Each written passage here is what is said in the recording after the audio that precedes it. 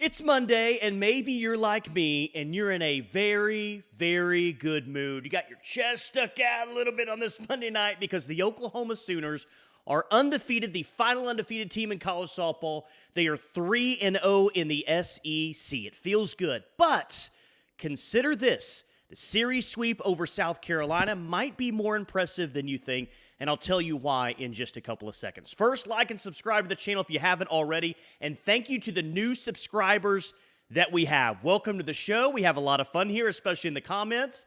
Maybe we even become friends at some point. I got to meet Richard for the first time on Sunday. Richard is a subscriber. Richard's a big-time OU softball fan, so shout out to Richard. Thanks for saying hi to me at the OU softball game on Sunday. The comments are great because there's comments like this, and this really made me think today, and I think it's really going to make you think. This is from Redneck Peril, definitely one of the best in the comment section, says this. Think back to when we were discussing 3 days ago the question of whether OU would be able to get a sweep or would have to settle for just winning 2 out of 3.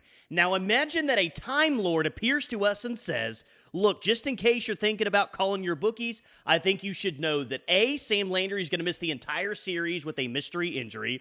B, that Bella Smith will give up 4 home runs and 10 earned runs in 7 1/3 innings across 2 games. C, that not only will Ella Parker go 0 for the weekend, she won't even get the ball out of the infield. D, that Abby Dayton in the leadoff spot for the entire series until she gets pinch hit for late in Game 3. With 11 plate appearances, managed to only reach base twice, with 1 just being a base hit. E, that the Sooners will make at least 6 errors. F, that by the time we get to the 3rd game, we'll have essentially exhausted every pitcher available other than our true freshman, and that we will hand her the ball and say, so we really don't have anybody left in the bullpen, and you're going to have to do what you can to get us through this game on your own against one of the better offenses in the country. And by the way, we're going to get 2 hits and only give you 2 runs of run support. It's great observations, and that's why, yes, the series sweep over South Carolina was impressive because South Carolina is really good. It puts you in first place in the SEC after the first weekend. There's very obvious reasons why the sweep over South Carolina was so successful. But when you consider all of those things that were pointed out, that OU didn't have its best pitcher, that OU's best hitter essentially went 0 for the weekend and didn't even hit the ball out of the infield, those 2 things should make you say, wow, what other team in the country could face a really good South Carolina team like that, not have their best pitcher available, and their best hitter having a weekend unlike she's had her entire career. Just those 2 things would make you say, that's incredible that that team figured out a way to get a sweep. But your leadoff hitter, who's been so good this year, I mean, just everything that happened this weekend, uncharacteristic defensively. And yes, all of those things have to be better for OU to 5-peat. Sam Landry has to be available. Ella Parker has to get back to the Ella Parker that we're used to seeing. You can't have those defensive mistakes. Abby Dayton's going to have to get back to being Abby Dayton as leadoff hitter. Like, all those things are true if OU wants to win a national championship, but it's still okay to sit back and be amazed that, man, it doesn't all have to be perfect. It doesn't all have to be just right for this team to beat really good teams. 3 times, in fact. And that's why I think that series sweep over South Carolina is even better than we think, because it was the players down the order. It was the players kind of down the pitching staff that really stepped up in a big way. Now those players have an incredible amount of confidence. How much confidence does Gabby Garcia have right now? How much confidence does Audrey Lowry have right now? Nelly is really starting to get going at the plate. Isabella Emmerling is really starting to step up as well. The more that we get away, the further we get away from Sunday afternoon, the more excited I get about what happened in that 3-game series against South Carolina, because it wasn't perfect. In a lot of ways, it wasn't good. It was the least impressive pitching and defensive performance that we've seen so far this year, and all it did was add up to 3 wins by 1 run each. They've got heart, they've got talent, they keep their chin up even when they get down, and they got down a couple of times in this series, but they always found a way to respond. This team has heart, this team has toughness, and they have the knowledge that they can win in multiple ways with multiple different players, and multiple players can carry them to victory. The season's not done yet. We still got a long way to go, but through 22 games, I'm very, very happy with the progress that we've seen, and a big reason is the way that they just beat South Carolina this past weekend. So we need Sam Landry back. Are we going to get Sam Landry back? Big series at Arkansas coming up this weekend. Who can really hit? The answer to that seems to be yes, that Sam Landry is going to be back. She's going to be available. Here's what Patty Gasso said on Sunday night. No, I'll say it now. She she is going to be released and going to throw a bullpen tomorrow, going to throw to pitchers on Tuesday at practice, and she is full go. All right, my favorite comment of the week. That one was pretty good from Redneck Peril that I got on Sunday evening. But man, what I'm most proud of this channel already, like the subscriber count is going up. The views on the videos are going up. I'm proud about that. But what I'm most proud of, and I genuinely mean this, is the community that we continue to build in the comments. Known several of you for 7 months now, become very familiar with your messages. But I see more people pop up all the time, and not only are you commenting about stuff I said, you're commenting back and forth with one another. Thing I'm most proud of. I mean, I want this channel to grow, so seeing the follower, subscriber count going up, page views, all that going up is cool, but it's all about the community that's built in the comments. So thank you guys for continuing to get in those videos and comment. And I love this one from Mr. Right _Boomer. SEC, hey OU, you better buckle up. Your schedule's about to get way harder. OU, so is yours. Anything else need to be said? Yeah, it's about to get more difficult for Oklahoma. It is. The SEC schedule this year will be more difficult than what it was in the Big 12. But guess what? Life is way more difficult now for teams in the SEC because Arkansas's got to play Oklahoma. South Carolina just played Oklahoma. Ask South Carolina what it was like to play Oklahoma. Maybe they come away from this series very encouraged by, what their team did. Again, I think that they're really good. But Oklahoma didn't play its best and was still able to come away with 3 series wins. What happens in SEC play when OU does put it together for an entire weekend and play its best softball? I'll tell you, they're going to sweep someone else in this series. So I thought that comment by Mr. Right _Boomer was spot on. Yeah, it's more difficult for OU, sure. We're down for the challenge. We're not scared for a challenge. Everyone else? I hope you're ready. The new rankings. I'm seeing a lot of debate on the internet. Softball America released the rankings today. Texas was 1. Oklahoma is 2. Of course, Oklahoma, the final undefeated team in the sport with a great top 10 series sweep over South Carolina. They come in at number 2 behind Texas. And maybe in this role, I'm supposed to have some big hot take. Oklahoma was just screwed on this. Honestly, I don't care because I don't think it matters all that much.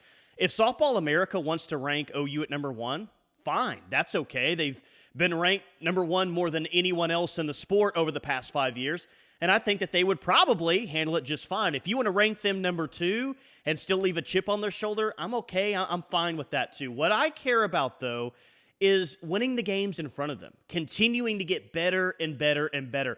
Whether they're number 1 or number 2 or number 3 or number 25, to me is really kind of irrelevant at this point. And I know that these rankings in a lot of ways are meant for entertainment and fun debates that we have going on right now. And one of the reasons listed is that OU's pitching is just not to the caliber of other teams. Well, OU didn't have Sam Landry this past weekend, so I don't think you're necessarily judging them on fair criteria. But here's the thing. Unless it affects OU's postseason seedings, unless it makes OU a number 3 overall seed instead of a number 1 overall seed, fine. Rank them number 2 if you want. Keep the chip on their shoulder. It doesn't matter to me. The good thing is all of this will take care of itself. Would I have ranked OU number 1 this week? Yeah. Because of how they performed this year, because of the series sweep, because of how good I think that they are. Yeah, I would have ranked them number 1 if I did a softball poll. But they're number 2, and that's okay. It'll sort itself out as long as OU gets the respect that it deserves when it comes to pairing out regionals and super regionals and national seedings. Then that's all that really matters in the end. MVP of the week, I named Gabby Garcia my MVP of the weekend, but I wanted to give you guys a chance. I wanted you guys to have a chance to change my mind in the comments section. If you thought Audrey Lowry was good enough, if you thought some other players throughout the order were maybe a little bit better than Gabby Garcia. And I did see some Audrey Lowrys, and I even saw a Cassidy Pickering for how well she played defensively in some spots. But the most of you agree that it's Gabby Garcia. So for the first time, true freshman Gabby Garcia, MVP of the week. Going into Game 2 on Sunday, she had 5 consecutive games with a home run. And Gabby Garcia was mostly known for her glove coming into the season. And really, as recently as a couple of weeks ago, well, she's got the glove. She's really good there. But she's also got a bat that she's very confident in right now. Not just getting on base, not just hitting balls in the gap. She's hitting the ball out of the park at a pretty crazy rate at this point. 5 consecutive games with the home run. That streak was snapped game 2 on Sunday. But she's legit. She's got a chance to be a star in this program. And I don't say this lightly. I'm not crowning her just yet. She's got to earn it and continue to get better. But the early signs, Gabby Garcia absolutely has a chance to be the next great shortstop at the University of Oklahoma. All right, I was asked last week to revisit my predictions, and the comment even said I've been pretty good this year, so just throwing it out.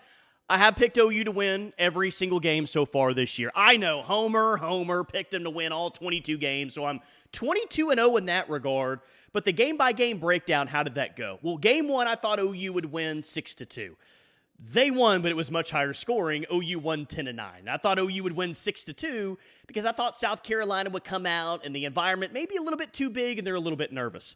That wasn't the case. They took the 5-1 early lead. OU looked maybe a little bit too hesitant, a little bit too nervous in the beginning. South Carolina took the early lead like Oklahoma I thought would. So I was right on who won, but my feelings and predictions little bit off on that. South Carolina came out really confident, really aggressive, which I expect, but Oklahoma did win the game. I had it 6-2. They win 10-9. Game 2, I was hoping it would be on Saturday. Feared that it was going to be on Sunday, and it was. It was also a one-run win like I thought. I picked 5-4. It was 10-9. I thought Sid Sanders was going to come up with the big hit, but that doesn't matter, right? Because the big hit did happen. Back-to-back jacks in the first inning. It's not spot on, but it's pretty close. I had the Sooners winning by 1 run. But again, a little bit higher scoring than what I predicted. Game 3, I had the Sooners 7-4, not exactly 2-1. So I wasn't really ever around right exactly the total amount of runs scored. Way too low on the first 2 and then way too high on the second one. But the important thing, I picked Oklahoma for a sweep. I didn't get the score right on, but we're somewhat in the neighborhood, kind of, not really. Let's try and do it again. If I'm picking the Sooners to sweep at Arkansas this week, I haven't decided if I am. Hopefully I can go 3 for 3 again this week and maybe get a little bit closer to the scores. What a weekend it was in the SEC. Of course, the Sooners sweep. They're 3-0 in the conference. The only 3-0 team in the conference right now. The Kentucky Wildcats, who swept the Missouri Tigers. I thought Missouri going to be a team that had a chance to make it to Oklahoma City this year after coming just close last year. And maybe they will. Maybe they'll get hot. But they're struggling right now. Mizzou is now 0-3. Kentucky with a nice 3-0 start. Florida, props to them, lost game 1 at Texas A&M, came back and won the next 2. That is a massive road series win for the Florida Gators at Texas A&M to take 2 out of 3, not lose that series early on. Florida still in very, very good shape. They're going to play Texas coming up this weekend. Tennessee looked good, beating Georgia 2 out of 3. I thought that was a very pivotal series for both teams. Vols on the upper end. They're now 21-4. Very, very impressive series win against the Georgia Bulldogs. Mississippi State took the first 2 series from Auburn. They're playing on Monday night. See if Auburn can salvage that series against the Bulldogs. Texas and LSU did not play a conference series. Same thing for Alabama, so they're all 0-0. We'll all see them in league play this weekend. The other conference series was Arkansas at Ole Miss, and I got to say, very surprised with what happened in Oxford. I had pretty high expectations and still have high expectations for Arkansas. I'm not selling those after losing 2 of 3 at Ole Miss, but I thought the Razorbacks would go out and win 2 of 3 from Ole Miss. They lost game 1 9-1. They got run ruled in 6 innings. They lost game 2 9-3, so weren't really competitive in the first 2 games against the Ole Miss Rebels, and then took out all their frustration on Sunday when the Razorbacks scored 20 runs. Arkansas beat Ole Miss 20-3 to salvage the series and get 1 win. So that's a series at Ole Miss. Ole Miss a good softball team, but a series for Arkansas that if you want to finish top 3, top 4 of the league, you need to go out and at least win 2 or 3 there. But Arkansas, that series is going to be insane in Fayetteville this weekend. It's going to be sold out, fans everywhere, chomping at the bit to beat Oklahoma, be the first team to beat Oklahoma this season. DJ Gasso is going to join me on Tuesday afternoon to talk about that series, and of course, going up against his mom and his brother this weekend, which is going to be a lot of fun. But I'm not selling stock on Arkansas just yet. I think that their offense is really good. That's why it's so crucial to get Sam Landry back this weekend. If Audrey Lowry pitches the way that she did against South Carolina, then that solves one game. Oklahoma will be fine there. But Bella Smith needs to bounce back. Kirsten Deal needs to have a better start. We'll see what you get out of the bullpen with Peyton Monticelli. But it's very critical that you get Sam Landry back and she's 100% and ready to go. Because this Arkansas team, under DJ Gasso, under a Gasso, can hit. And we'll preview that series a little bit more in depth as the week goes on. But just because the Hogs are 1-2 in the conference and because they lost to Ole Miss and a couple of those games weren't competitive, don't think that this is going to be a walk in the park. This is going to be a very, very difficult weekend for the Sooners and their first true road test in the SEC. A lot of young players will be making really the entire team will be making their first road SEC appearance. It's going to be loud. It's going to be crazy. Arkansas is really going to be gunning for Oklahoma. And like I said, we'll preview that a little bit more in depth as the week goes on. Appreciate you guys as always. Can't wait to share the DJ Gasso interview with you later on this week, maybe as soon as Tuesday night. Like the video, subscribe to the channel if you haven't already, but as always, thank you for watching.